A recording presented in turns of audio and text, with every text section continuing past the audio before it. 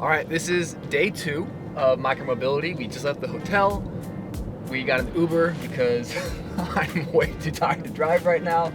We're heading down there, 1414 Pavilion Way. Supposedly the building that we've been shooting at here and doing the event is the old Ford factory, which is kind of cool. So if you guys have been watching that footage, where they're hosting the event, they used to assemble all the old Ford cars, so that's kind of cool. And now we're sitting in traffic. All right, guess we'll see you later. Uber excited.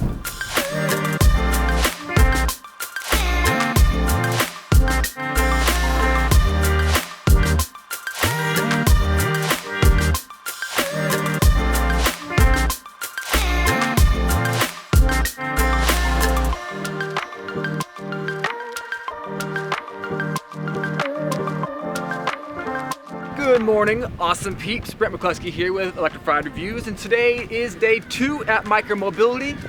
We're gonna go find some cool electric vehicles, some PEVs, some e-bikes, some e-scooters, and I hope you guys enjoy what you see. Actually, before we head in, I'm gonna show you a little bit of the city, or at least the view of the city from where we're at. First of all, this is kind of cool. We got the San Francisco Ferry right here. We could have taken this actually to the pavilion. It drops you off right here. It's kind of groovy. And in the background, we got the city. It's beautiful. Beautiful day in San Francisco. This is the Thrombopulus Michael plant from, no, I'm just kidding, I have no idea. I'm an e-bike reviewer, I don't know about botany. It's 8 o'clock on the dot. What's up? How's it going? Very well, how are you? Good. Pretty good. Yeah? Rested. Yeah? Good. I needed Fantastic. Okay, we are finally heading in. Let's see what we got.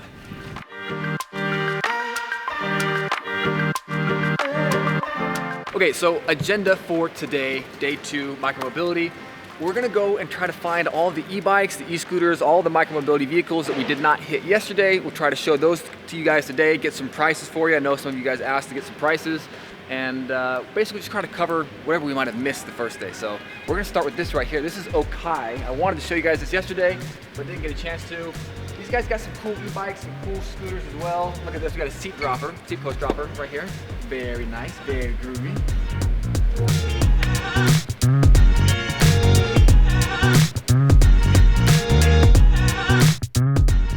I actually forgot the most important thing of all. I need more coffee. Yep. Beautiful. Check that out. Hot. Now we're ready. Okay. I'm gonna get in this vehicle again. Check this out. There weren't doors on this yesterday. This is that vehicle that we showed you guys in day 1. You can take the doors off on this, or you can keep them on, which makes it, check this out, kind of weatherproof. I think you can roll this up. Yeah, check it out. Goodbye. See you later, alligators.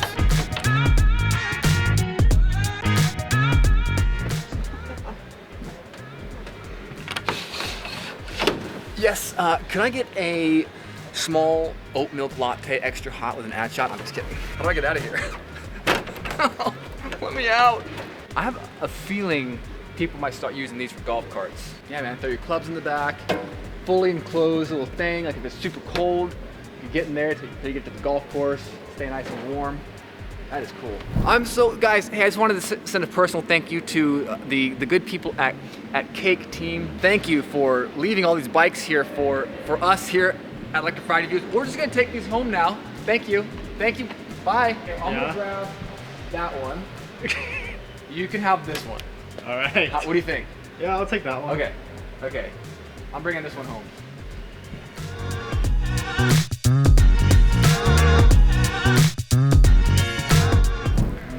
I swear, I think this is the one that is a scooter that they use for the scooter racing league. It's like brand new. And if this is the one, it is super duper fast. It's like 70 miles an hour. Just absurd, ridiculous. Looks like it's got like a steering dampener right here, probably for high speeds to help with stability, reduce like the wheel wobble. That's shit, bro.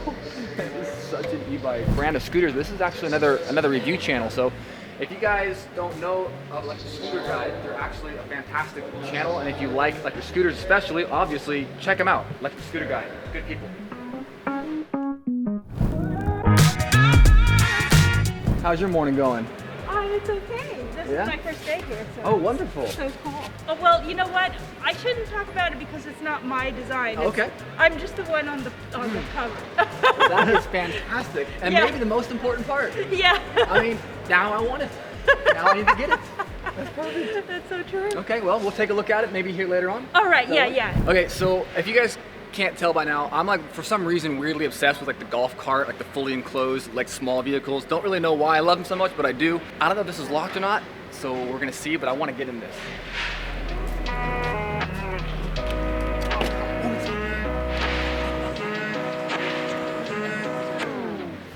This is another thing I would totally use every day.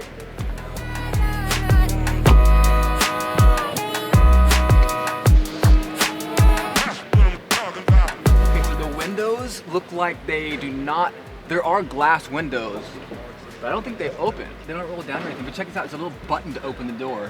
So there's no handle, you just push that, it's electric, and then it opens. Oh my gosh, okay, you can move the mirrors, left, right, eco mode. Dude, this thing is on. How much trouble do you think I would get in if I just zoomed off right here?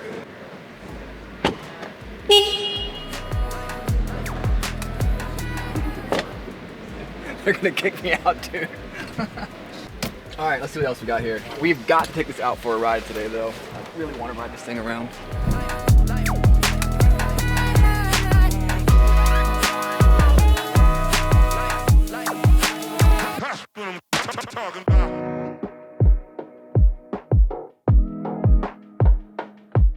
First test ride, baby, of the Milo. Okay, what's the model of this one? So this is actually our Explorer Beast. Explorer Beast. Yeah. Explorer Beast from Milo. Okay, and then we talked about it a little bit yesterday. Can you give us just a brief rundown of kind of specs on this, top speed, range, power, price, availability, stuff like that? So right now this is a 1008 watt battery that comes by default. You have the option to add a second battery that's also 1008, so you can actually get around 2016 watt hour. Even more if you want. You can actually add the third one. And this is the one you can have the saddlebags, right? Yeah, exactly. Yeah, so this one, we showed this yesterday, but you can add saddlebag batteries, two of them. You can put one saddlebag battery here, one saddlebag battery here. It feeds into the main electrical system so that you're basically tripling your range. Exactly. Right? I mean, that's, so for like, you know, we're always talking about, you know, finding an e-bike where you can really do like a bike packing trip or really get out, like, I mean, like way off the beaten track. But range anxiety is always an issue. It's just kind of something we have to deal with right now where battery tech is. But when we have something like this where we can have saddlebag batteries, I mean, I just haven't seen that before. That's pretty groovy. And what's also cool about this model is that you actually can configure everything through our IoT. So if you want to have actually, instead of 160 Nm torque, you want to put it down to 80, right? Because maybe it's too aggressive for your driving style. Maybe your wife likes it less hard, and if you like more torque, you can adjust it, and everybody can have their preferred settings, and they adjust it through the IoT. Okay, so you can have like profiles. Yeah. Exactly.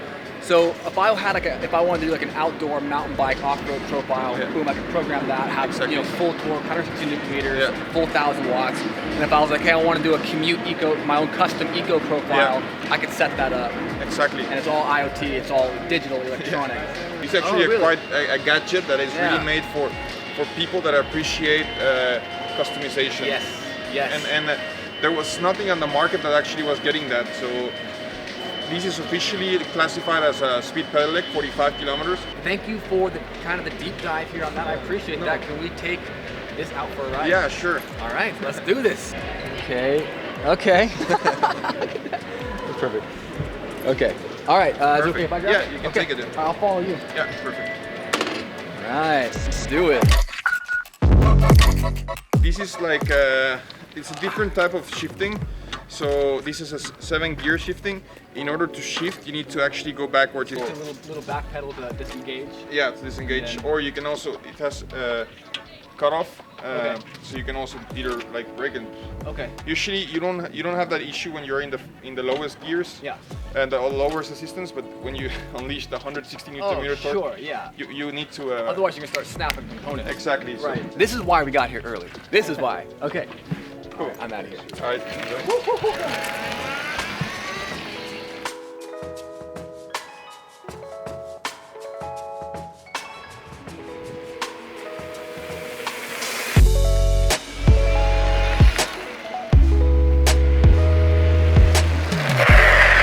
Okay, so this is fun.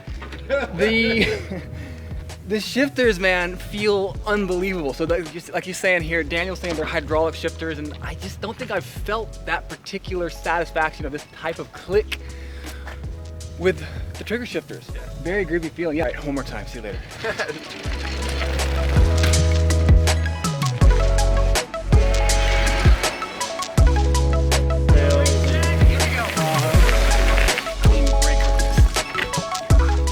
Bike, man. Glad you like it. So it's okay if we just load this up in the Electrified Reviews van? Of course. Okay, that's great, man. Thank you so much for letting us test ride this, Daniel. And again, this is the Milo, and the model of this was? Explorer Beast.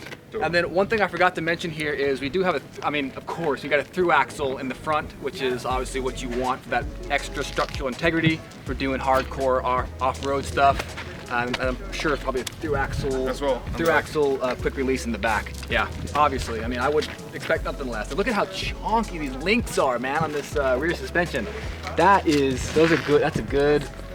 nice machining here. Daniel, I appreciate it, my friend. That is a lot of great info on this.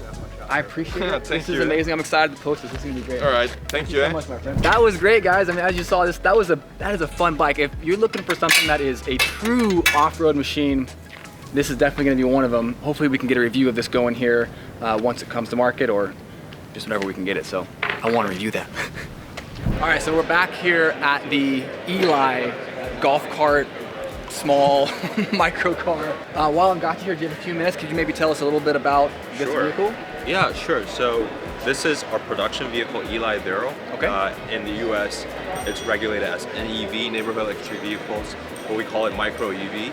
And we're already launching in Europe, and it's already on sales in certain regions in Italy, Austria, Germany, and the Netherlands. Nice. And we're planning things out in the States for next year. Okay.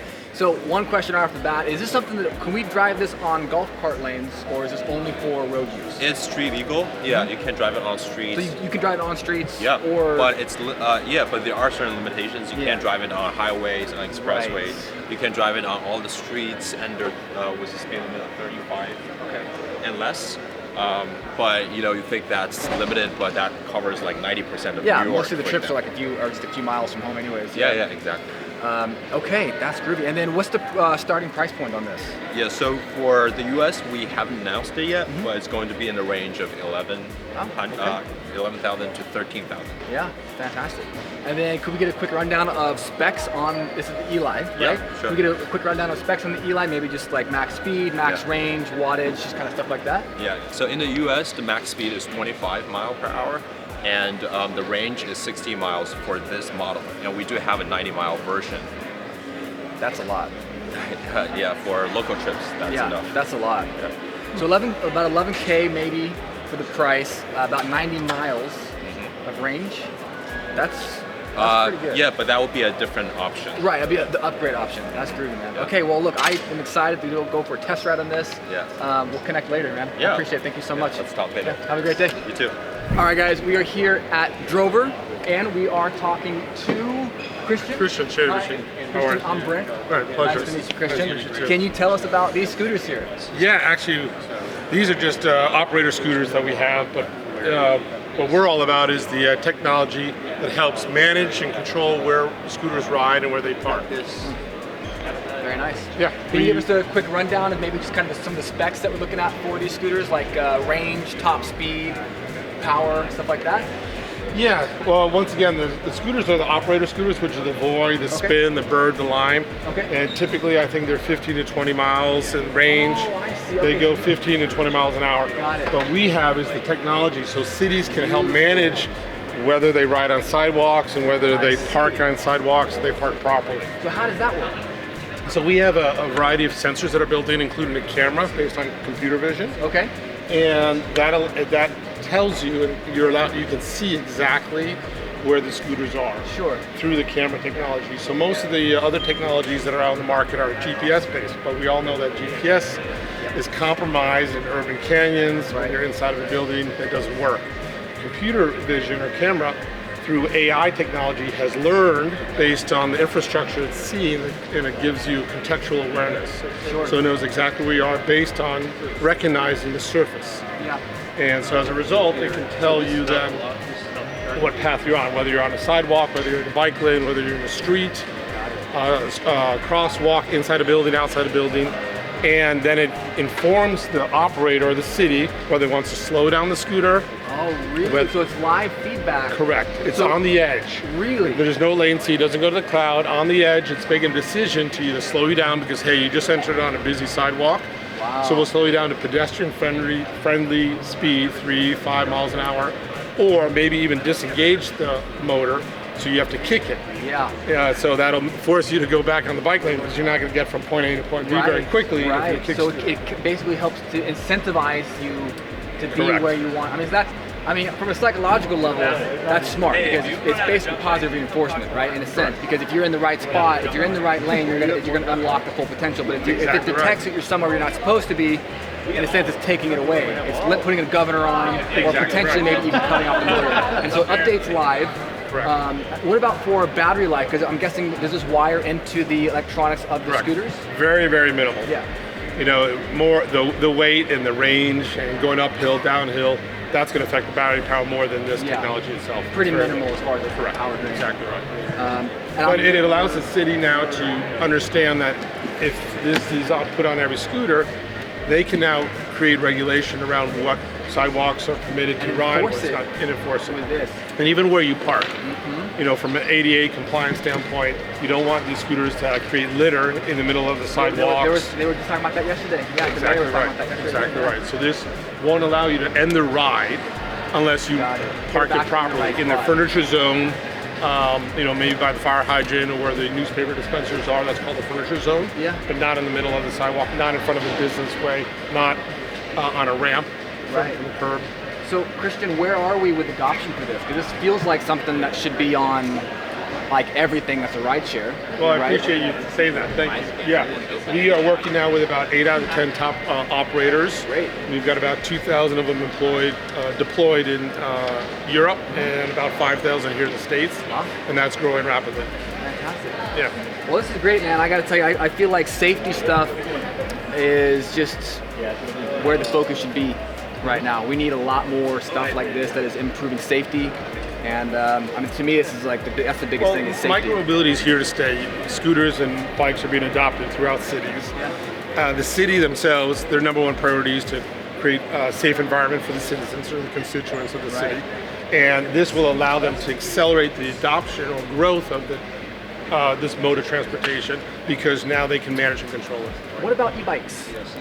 The same thing. This goes for, we could put can also any micro, so you could put correct, this. So it's on scooters, even but, mopeds as well. Okay. So And mopeds because they're not supposed to be riding the bike lanes. They're not supposed to be riding on the highways. the same thing. It could cut it off. Exactly And right. I mean, I'm thinking here. Could this work on combustion engine vehicles as well, or is this only for EVs? It could work on any type of motor transportation, it but is. we've built it around 25 miles an hour or less. Okay. At higher speeds, you need a different processing, a different camera system. Gosh, well, I mean, I can't think of anything else here. Is there anything else that you want to add, or anything else that you want to say just about this, or kind of what your goals are? Or No, just to help accelerate the adoption of micromobility. Definitely is what we're here for, and create a safe environment for cities and operators and riders. That's what I'm saying. And the fact that this knows what the rules and regulations are, then the riders don't have to read all the rules and understand, okay, which city is going to be different based on infrastructure, based on the traffic flow of pedestrians.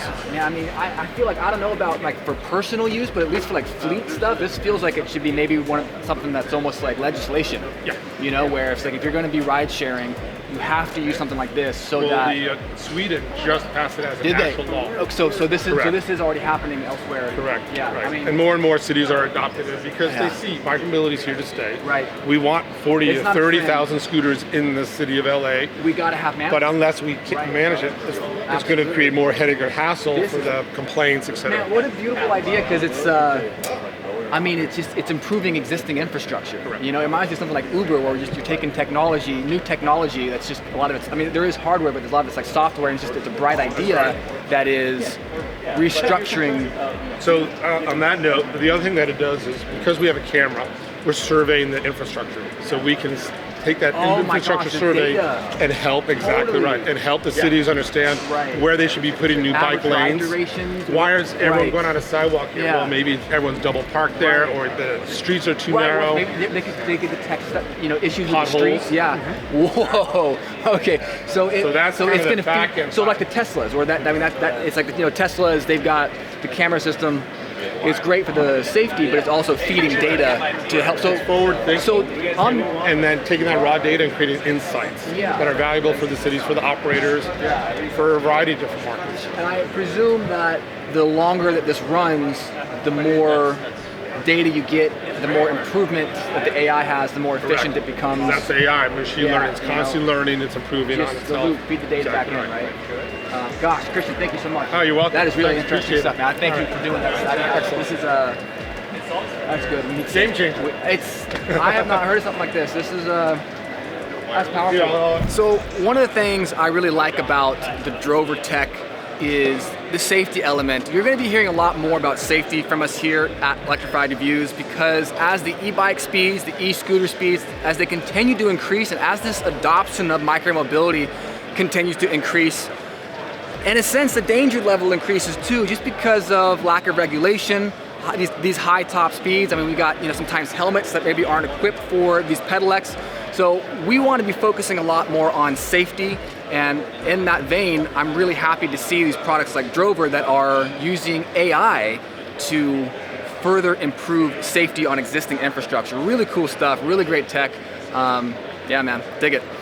All right, we are here with Micromobility, and we've got Ryan. Ryan. Hi, Ryan, I'm Brent. Nice to meet Nice you. to meet you. Ryan, can you tell us a little bit about Micromobility? Absolutely. So we're based in Cambridge, Massachusetts. We do charging stations, locking and charging stations for all sorts of micromobility. So we combine locking and charging in a single cable that we call Charge Lock.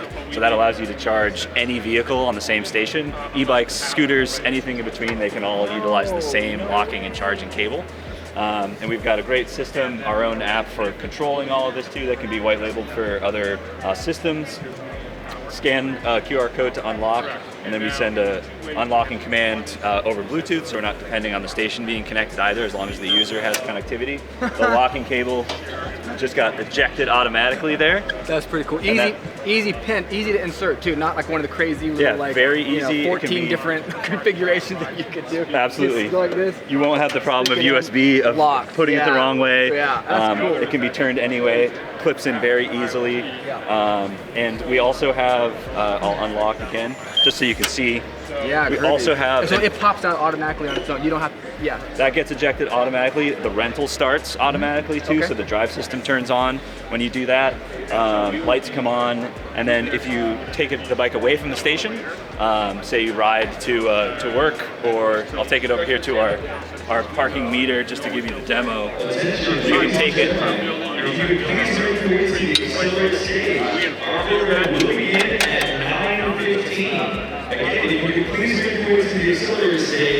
This uses. Sure. Do you want me to do that again? I got that. That's Okay. fine without Cool. audio. Yeah, we just use some music. Great. I think. So this uses the same port as our charging cable. This is our onboard lock, or lock 2. So you can also lock the bike up to any bike rack or pole out in the world when you're away from the charging station. The user's rental is still active with our setup. And then they can unlock, ejects the cable again automatically. Goes in the holster here, and then if you head back to the station, to end your rental, all you have to do is take that locking and charging cable and just plug it into the station. The bike knows that it's charging, it knows it's in the geofence, it's now locked to the station, and the bike is always charging when it's not in use. Do most of the rideshare platforms, do they come with their own locks on the bikes, or is this? Because I mean, I love how this locks and charges. I also love how this bike in particular has a lock that comes with it. Sure. Is that common, or is that? There are other bikes that have a lock on board, but ours is unique in that we use the same charging port, the same locking port. We like to do as many things with one piece of equipment as possible. So if you can do more things with one, it's simpler, it's easier for the user. We're very excited about that. Stuff. I dig it, man. Well, that's great. I appreciate it. Thank you so much, Yeah. Ryan. Yeah, it's good stuff, man. Thanks for Appreciate stopping by. it. Thank you. Have a wonderful day. Thank you. We're out of here. Let's do something else. Let's go. Next thing, next thing. Good morning, everyone. I'm Tom Butt, Mayor of Richmond, and I want to officially welcome you to Micromobility America here in Richmond. 50 feet away from me is the San Francisco Bay Trail. Now, Richmond has 32 miles of shoreline, and almost all of it has the Bay Trail completed. Richmond has more miles of Bay Trail completed than any city on San Francisco Bay. So if you want to try out your micro-mobility vehicles and other toys, just go start right here. You can start here and go anywhere in the Bay Area. You can go across the Richmond-Santa Fe Bridge. You can take the Richmond Greenway and go all the way through Berkeley. So there's great opportunities. McKinsey & Company, the center for future mobility. No, I'm just kidding, I don't know. But what I do want to do is check out this cool e-bike right here, e-scooter. It's called Jackrabbit. Very small little e-bike, compact, very portable. Yeah, man. Hi, I'm Brent. Hey, Brent. Nice Jason. to meet you. Jason? Yep. Okay, Jason with Jackrabbit. Yep. I've seen these before. I've been wanting to see them in person. This is exciting. So, Jason, can you tell us a little bit about this very groovy, unique e-bike? Sure. You can see it's ultra light, ultra portable, 24 pounds, all electric, 100% electric, 0% effort, right? You know, and super stable, large wheels, 20 miles an hour, 10 plus mile range. The battery's removable, which means you can take it out. You can fly with this. It's a travel bag. Right. Of course, you got to take the batteries out now. Yeah, you can take 2 batteries in your carry-on. Check Okay. this and take it anywhere. They fit in the trunk of a car awesomely. You can walk this indoors, and then you kind of just hop on it and you know, and cruise. See you later. Yeah. See you later. But you get the picture. Groovy. Yeah, Okay. you should take it for a ride. Yeah, most definitely. Can you give us a rundown real quick on just some of the specs like speed, Yep. range, and wattage? Yep. 300 watt motor. Okay, efficient, good. Speed, top speed 20 miles an hour. We want it to be able to get to a good, it's very zippy ride, but we want to keep it all safe, right? Sure. Range is 10 plus miles. We sell extra batteries, but you know, over 50% of car trips in the US are under 5 miles, right? So like going a few miles there, coming a few miles back, jumping on a train, jumping on a bus, you know, super portable to move from walking mode to riding mode. When you go grab lunch somewhere, you just put it to the side. You can walk it into the store. You can carry it up flights of stairs, right? You know. We sell extra batteries. They come with a pouch that attaches under the seat. Okay, so you just got like a holster. You just load them up. If you do need more range, on empty switch. you know, you can Throw a new one in. you get 20 miles, 30 miles, whatever you need, right? Yeah. You just pop another battery in. And what would you say is the main purpose, main functionality, main use of Jackrabbit? This is a mass market device. I mean, it's meant for everybody to use. So it's great for like lots of use cases. You know, you see the RV case. Of course, it's good for that sort of stuff, and for boats and for airplanes. You know, but it's great for commuters. It's great for college students. It's really great for everybody. We have a lot of our customers we sell D2C, and we're in retail as well. But a lot of our customers, we have a massive amount of customers in New York, right? Because in New York, you just kind of like take this out of your apartment. You can literally store this in your closet. Right, You know, the size is like just a huge selling point. Yeah, and it's like a folding bike, but without Without- compromising any structural integrity. Right, because right. there's no Because folding. without more Yeah. weight with folding in the middle of the frame. Yeah. So what I'm doing right now, this is like flat mode. you Yeah, know, okay. or walking mode. So if you walk this into stores, you know, it's very People are, so if you walk in a store, you're probably much less of a chance that you're gonna get hassled over bringing this in compared to like I a full don't size. I took the ferry to the city last night and I Just brought like it into whatever. bars and Yeah. people don't care. Yeah, it's just too small for. What is this component right here for? Oh, this component, well, let me just, so this is walk mode, right? You know, Okay. and I'll go ahead and flip it into the most storage mode. So you can turn the wheel around. Oh, and it walks. It's locked, right? You know, so you can just throw it into the trunk of a car real easily. Put the seat all the way down, right? And then I'm gonna clip this on here. Oh, now we're talking. and That is compact. That's the smallest kind Very of boat. cool. You can fit 3 of these in the trunk of a Tesla Model 3, right? You know, I'll show you a video in a minute. You know, 3 of them in the trunk of a Tesla Model 3, right? So we sell baskets that kind of, you know, very functional. We designed basket that again, you just kind of like roll it in the store. You put your groceries in it. You go to the checker. You check them. You put them back in the basket. Carry it downstairs. You take off, right? And then, so to reverse this, a little press release this little button release right there. Okay, flip it around. Rotate it around. Open the quick release. This is a kind of an alignment safety pin as well. Handlebars go back on. Handlebars go back in. This pops through. Pin lock. Pin lock. Seat up. Quick release seat goes. Pegs Seats go down. and then Deployed, ready to go.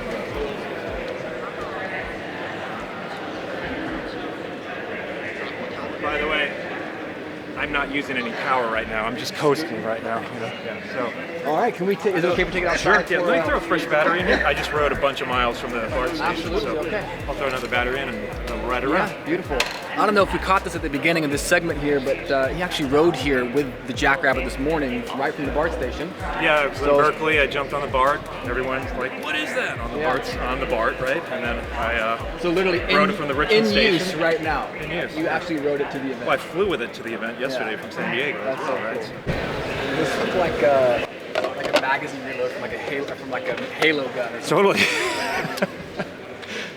I've used that sort of analogy before. Yeah. So it's super easy to ride. You just put the ball of your foot right here. That way you can turn the wheel, obviously, right? You don't need the heel of your foot or the arch, right? The ball. And that way you use your legs as shock absorbers. You can sit super comfy on your butt, right? Just nice and comfy. Just relax, ride, you know, put the seat wherever you want. I usually put it so I can kind of like walk onto it. You don't need to throw your leg over it or anything. And then, like I said in there, it coasts really well. This is the power button right here. Here's the throttle, here's the brake. You just kind of push off. I'm just coasting still. Jackrabbit test ride number 1. Yep, it'll take you between 10 seconds and 2 minutes to become a pro rider. All right, perfect. Let's see what we got.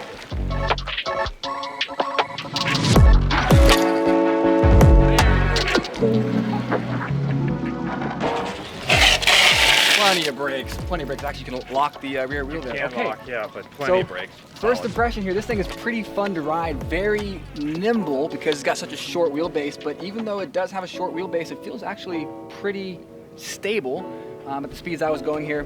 One thing that is kind of cool is that because it's not pedals, when you're turning, you really don't have to worry about pedal strikes as much at all. I mean, you can really lean this thing without these pegs hitting the ground, whereas when I'm pedaling, you know, if you're on the kind of the downstroke and then you turn real hard, you're gonna clip the pedal and pop that back wheel around. So that's kind of cool. One more ride, here we go.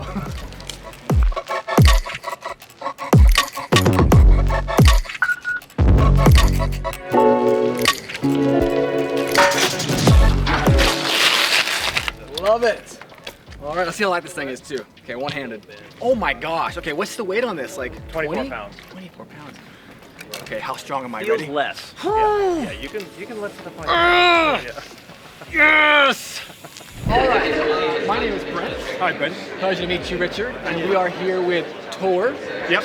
Tor. As in Taurus the bull. Okay, Tor the bull. Okay, and can you tell us about Tor? Yeah, sure. So I was over in the States about 4 years ago, and I'd done some work at Tesla and then with Bird. Or I'd talked to Bird, and I felt that the rental market was already larger than it should be, and that it would settle down, and the opportunity was in ownership.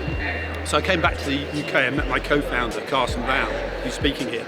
And we started building an electric scooter for ownership from scratch. Okay. And the principles were, it has to be safer than the existing ones. It has to be highly portable, because if you're going to replace a rental, then you need immediate availability. You've got to take it into your flat, or you need to take it into your office. And it needs to be cool and have style. Yeah, you got to have the form factor, man. You've got to have it. Yeah. I think the reality of this is these things have to operate at a safe speed.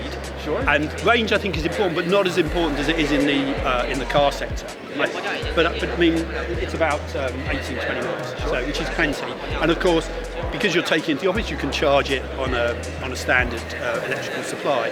So I've never seen range as being the key issue with the product. I think the issues are safety, and that starts with lighting. All the lighting on scooters is very low. Yes. And so what this does, it has a projector light, which projects onto the back of the rider. With lasers?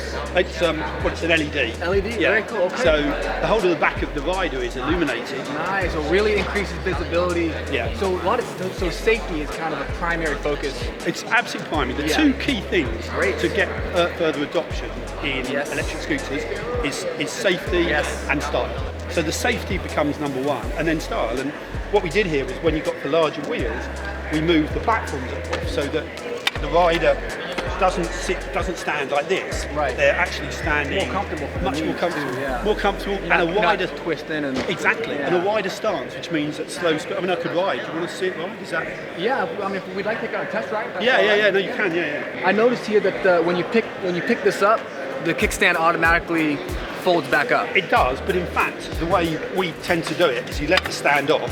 Yeah. So we got a centre stand, which is quite unusual as well. But we felt that was a much more stylish, but also a much better way of. Yeah, more stability. So it's not, especially if you're on grass or soft ground, you got the one stand, it's just gonna. Yeah, that's kind of right. lean over. Yeah. Here we go.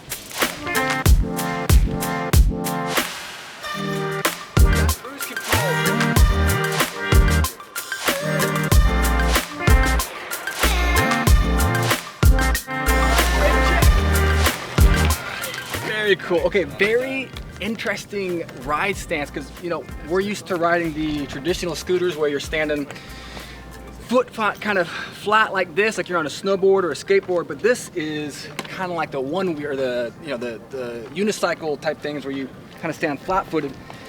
Normally, you don't have as much balance with that, but because you got handlebars here, it still feels pretty balanced even with that front foot forward configuration. And I will say, I think if you're riding longer ranges, that actually is going to prove to be pretty comfy in that riding position. So yeah, very cool. It is. Yes, I got it. Okay, I kept wanting to say Linus, but his name is pronounced Linus. Okay. We spoke with Linus yesterday about WOW bikes. If you guys want to check the footage from day one, you can kind of see more of an update on what we got here. But we're going to take the WOW bike finally now out for a ride on day 2 of Micromobility. Let's roll. All right, so we got Linus here again. He's going to give us a quick rundown of just how to turn this on, some of the specs, some of the components, all that jazz. Linus, take it away. Thanks, man. So essentially, a couple of years ago, we had an Indiegogo campaign, released the first prototype, and since then, essentially, we can't meet the demand. So all the pre-orders that come in, we're just trying to make as many of these as we can. And every model, we just keep advancing it forward and making it better. So as a standard, you get normal running lights. Yeah. Then you get the brake lights. Also have turn signals. Turn signals. Yeah. So you hit the turn signal. The right one comes on, and it goes from red to blinking orange to tell people know, hey, I'm switching lanes. That's right. Maybe slow down. Yeah. Maybe don't rear end me. That would help. Yeah. Yeah, that'd be nice. Yeah. Essentially a 360 light, so you've got the glowing logo. Right. Sidewall stripes. Yes. Yeah. Right. And you've got the front light, so full 360. Yeah. So it seems like for you guys, safety is like a lighting. Safety is a pretty big thing for WOW bikes. Very much so. Yeah, that seems to be a recurring theme here today and yesterday. A lot of safety talk, and I think that's exactly what the industry needs. Is increased legislation, increased regulation. As much as I hate to say it, but stuff like this, where we've got adequate lighting, just to help people be safe with this. So we mentioned it briefly yesterday, but can you just give us the kind of top 3 for the specs? Range, battery size, wattage, top speed. So range, one of the longest in the world, just eliminating range anxiety altogether. 100-mile range, 900 watt-hour battery, or 25 amp hours, 36 volts, and with a supercharger, it charges anywhere between 3 to 4 hours from 0 to 50. That's great. So 350 watts, is that what you said? For the motor? Or so 36 volts, so is it a 350 or a 250? This is the 250. 250, okay. And then for US models, will there be different options for motor sizes, or are we going to stick with 250 for?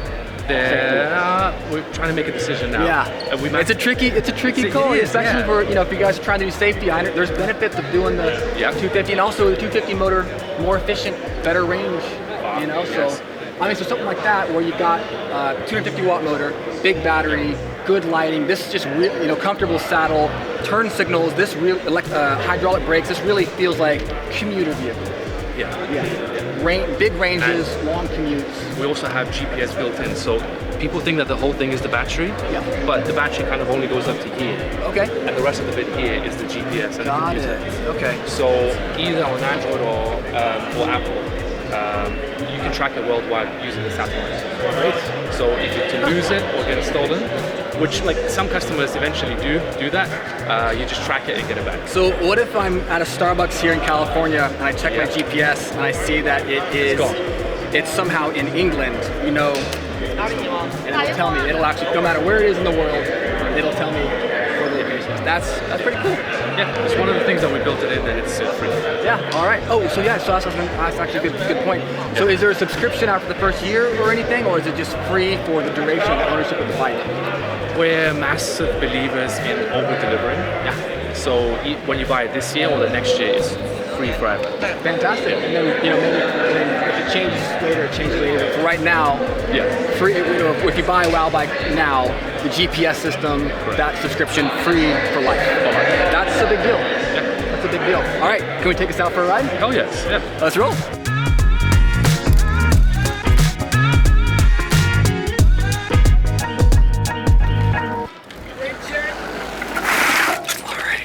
Great brakes too. Yeah, this is great. Well, this is a comfy bike to ride.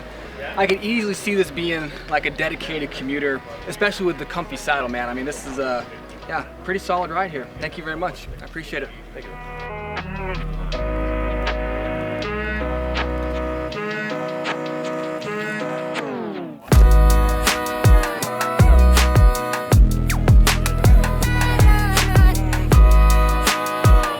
We're here with Chris from Apollo Scooters, and Chris, can you give us kind of a rundown here on the scooter we're looking at? Yeah, sure. So just for context, for those of you who don't know Apollo, we manufacture, design, and sell electric scooters. So this is a brand new City 2022, really focused on a commuter scooter. So you have dual motors, 500 watts, 21700 cells, 18 AH. So you're looking at a top speed of around 35 miles an hour and 40 miles range. What's really unique about this is, again, there's zero maintenance on this scooter. So you have self-heating tires. If you look here, you have a throttle that actually regens, like that's your brake.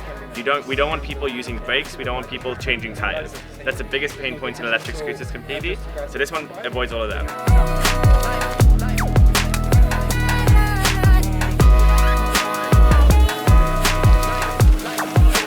This scooter. We tested this one yesterday, actually. I remember now because of the braking is just so smooth.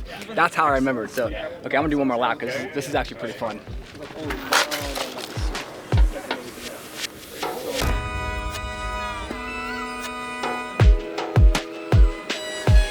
We are just about finished here with Micromobility Day 2. There is one more booth we have to check out, Okai. So let's head over there. I'm Brent. Okay. Nice to meet you. Nice We're to meet you. with Okai, which we are very familiar with you guys, so I'm very excited to learn more about your brand. Could you kind of give us a rundown of some of the bikes that we have here and maybe a little bit about what Okai is all about? Sure. Welcome everyone to Okai booth. As you know, Okai is a global brand. We have over 10 years history, established 2011, and we are a major manufacturer, leading the manufacturing service provider for all the major shared business in the world. So because you do direct to consumer, but also you do a lot of ride sharing support, right? Exactly. Basically, we are behind the scene to want to grow with the micromobility industry together. And we do see a lot of behavior change. People embrace more the riding, e-bikes, e-scooters post-pandemic. So today we are presenting our e-bikes series and also our e-scooter series. Yeah. Can you tell us a little bit about this bike right here? Oh, this bike we supply to the major shared riding. That's why you see it's more like a utility bike. Right. So you have the front basket and you have a back rack with the delivery bag. Right. So we see the trend. In here, throw your Uber Eats, your deliveries, Amazon, whatever, and then whatever. That's why we call it utility, or some people call cargo. Cargo hold, yeah. So, and we have the e-scooter. So you see this is a little bit big chunky because it's designed for shared business, considering about the durability. So we have double brake, Nice. both sides, And then electronic brake? electronic. I think it's mechanic brake. I don't want to quote you wrong. Yeah. Feels like it's mechanical. Yeah. And also we have the front suspension and solid tire. And a big wheel. We are one of the earlier people push like a bigger wheel for the e-scooter. Okay. Of course, not a bigger like a bike, Right. but we want to make it bigger. And it's 12 inch and wider deck for the bigger foot people. Like me? Okay, so like me. Okay, we both have big feet. Yep. Okay, so this is perfect because the truth is a lot of the electric scooters that we test are kind of difficult for me because I have big feet. So it's nice to have a wider deck because my foot's not hanging off the deck as much, which reduces foot strain for longer rides. So very cool. That's awesome. Yep. What is this right here? This is a sensor because remember I told you at the beginning this is designed for shared business. Okay. So they have some requirements for like a kind of like securing and kind of censoring the rider situation. Yeah. Like send the information back to the network. Okay. Share the business. You got suspension on this one? Yeah, that's what I'm talking about. As Front well, yeah. suspension. Yep. So to remove the battery here, just basically pull it out like this. Good to go. That's a chunky battery. Talking about chunky, this thing is it's got some heft to it. You know? This also is a model designed for the shared business. One of the benefits of having bigger tires is a larger attack angle, right? So when you go over a curb or an obstacle, there's a less of a chance of you falling off the scooter or coming to a crash. It's more of a chance of it rolling over it. Exactly. Absorbing the shock and being able to actually tackle bigger obstacles with larger tires. And they're pneumatic. Yes, for the 12 inch. Yeah, this is a 12 inch wide circle of the tire, and this one is solid tire, and then the rubber is the honeycomb. Yes. Okay. So so the honeycomb is cool because it's basically flat proof, right? Even if you get a huge nail in there, it's not going to lose air because there's no air. It's just the honeycomb for suspension, right? Mechanical brakes on this as well, so actually a physical brake to physically stop. Right. Yeah. And it's like turn signals over here too. Yeah. You want to try again? Oh, that's the turn signals. Yeah. Okay, that's the left and right. That's cool. Yeah. And the phone holder is not only phone holder, it's also a charging holder. Oh, so you have Yeah, cool. That is so cool. Yeah, so you can just see right now it's phone holder connecting. Oh, no way, man. Even with my phone case. Having the MagSafe for the wireless charging, that's good. I've not seen that yet. And it's really stable, so if you see the hook, yeah, so they will never fall off the road. Not going anywhere. I mean, you could even go off-road with this thing. It's not coming off. So. Okay, so all these ones you're looking at today, these are for fleet models. These are not for direct-to-consumer. So basically, if you're in a big city, if you're renting an e-scooter, you're probably going to see one of Okai's e-scooters for the fleet. Yep. All right, Ruth, thank you so much. Thank you, Yes, thank you very much. I appreciate it. And again, this is Okai. All right, here we go.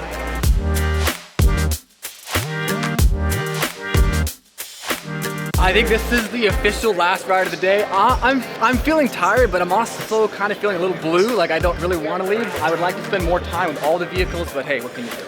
I'm still taking a cake bite.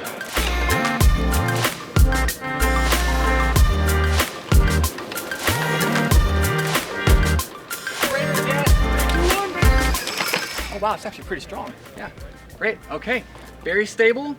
Decent power. Was it 350 watts? Yeah, decent power. This is great. Front suspension feels good, and the mechanical brakes here are strong. So good stuff. Oh wait, bell. All right, we're out of here. Thank you very much again, Yen. Have a wonderful day. Thank you, Brent. Have a wonderful day. Thank you so much. Hey, can I get a ride? Yeah, hop on. All right, my fellow e-bike friends, that is the conclusion of Micromobility Day 2 and Micromobility in general. That's it. So I hope you guys dug this expo that we were at. We had an absolute blast looking at all the brands, listening to the speakers, just the meet and greets, really cool environment, great vibe, great energy, awesome products. I would love to hear what your guys' highlight was of this event. If you want to drop it in the comments, that would be fantastic. Hope you're having a wonderful day, and until next time, peace.